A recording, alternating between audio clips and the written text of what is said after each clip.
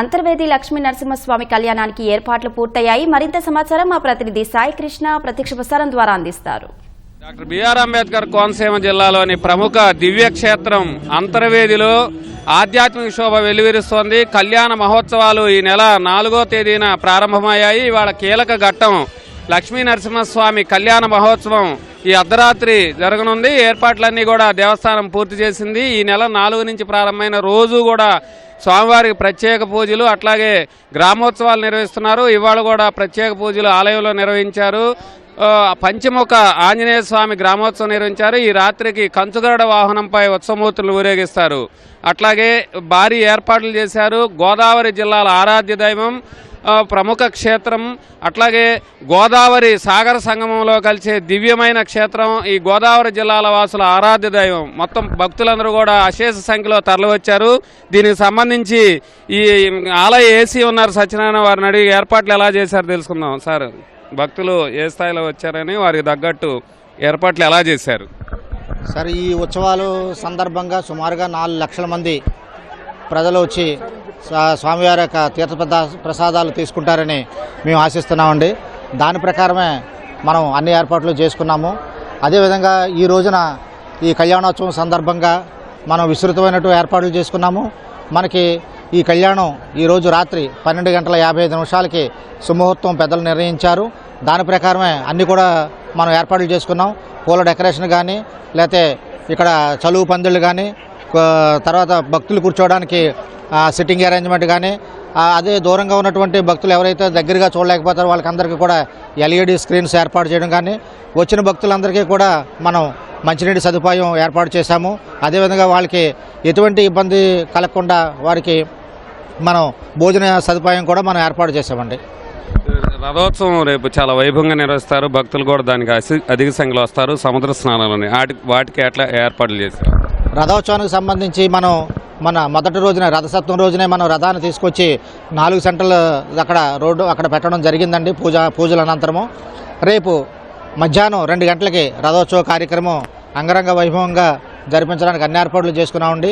దానికి సంబంధించిన route map అంతా కూడా రెడీ చేసుకున్నాము. భక్తులు కూడా ఎటువంటి ఏ ఇబ్బందులు కలగకుండా మంచి పోలీసు వ్యవస్థను కూడా మనకి సుమారుగా 1200 మంది పోలీసులు ఇక్కడ పహారాకి అందరూ కూడా వచ్చారు.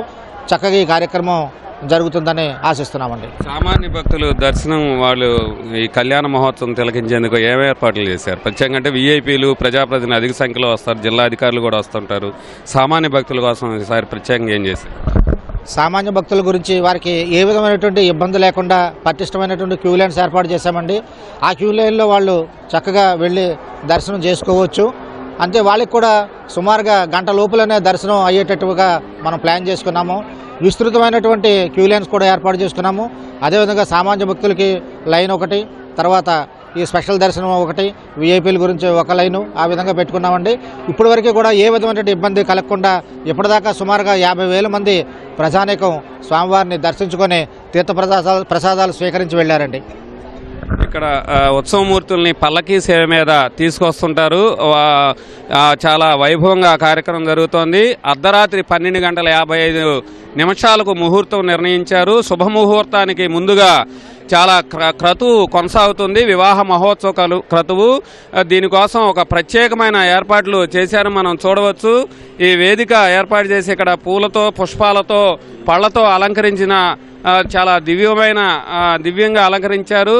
పల్లకీలో ఉత్సవమూర్తులను తీసుకొచ్చి ఇక్కడ ప్రతిష్ఠ చేసిన తర్వాత కళ్యాణ మహోత్సవ క్రతువంతా కూడా ఆధ్యాత్మికంగా చాలా శాస్త్రోక్తంగా అర్చక స్వాములు ఇక్కడ నిర్వహించేందుకు దేవస్థానం కూడా అన్ని ఏర్పాట్లు చేసింది. ప్రజాప్రతినిధులు, డాక్టర్ బిఆర్ అంబేద్కర్ కోనసీమ జిల్లాతో పాటు గోదావరి జిల్లాల నుంచి కూడా అధికారులు, వీఐపీలతో పాటు అశేష సంఖ్యలో ప్రజలందరూ కూడా ఇక్కడికి తరలి వస్తారు. రేపు ఈ కళ్యాణ మహోత్సవం అయిన తర్వాత భక్తులంతా కూడా తెల్లవారుజాము నుంచే అంతర్వేది క్షేత్రంలో సముద్ర స్నానాలు చేయటం అనాదిగా వస్తున్న ఆనవాయితీ. దానికి కూడా ఏర్పాట్లన్నీ పూర్తి చేశారు. ఆ తర్వాత మరొక విశిష్టమైన కార్యక్రమం ఇక్కడ రేపు నిర్వహిస్తారు. మధ్యాహ్నం 2 గంటల సమయానికి రథోత్సవం, లక్ష్మీ నరసింహస్వామి రథోత్సవం కూడా వైభవంగా నిర్వహించేందుకు అంతర్వేది దేవస్థానం అన్ని ఏర్పాట్లు చేసింది.